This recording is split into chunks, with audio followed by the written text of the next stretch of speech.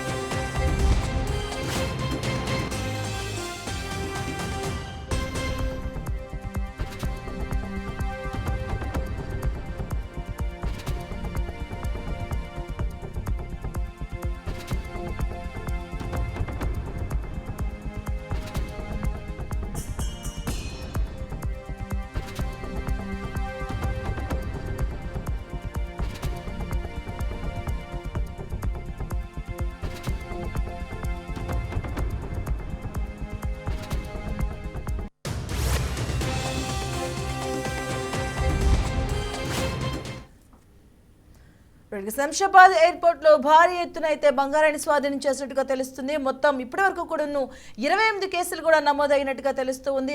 Shamshabad airport అక్రమ బంగారం అయితే కేర్ ఆఫ్ అడ్రస్ గా మారుతుందన్నటువంటి వాదనలు కూడా వినిపిస్తున్నాయి. రైట్, ఇదే అంశానికి సంబంధించిన పూర్తి వివరాలు మా కరెస్పాండెంట్ క్రాంతి అందిస్తారు. క్రాంతి.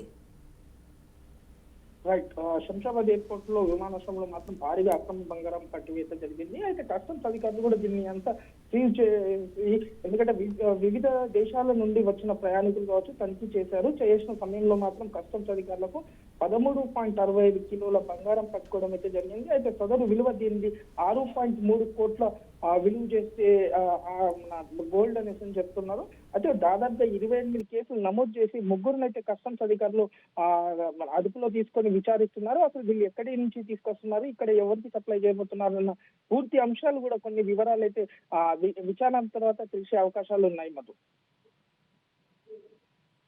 థాంక్యూ క్రాంతి.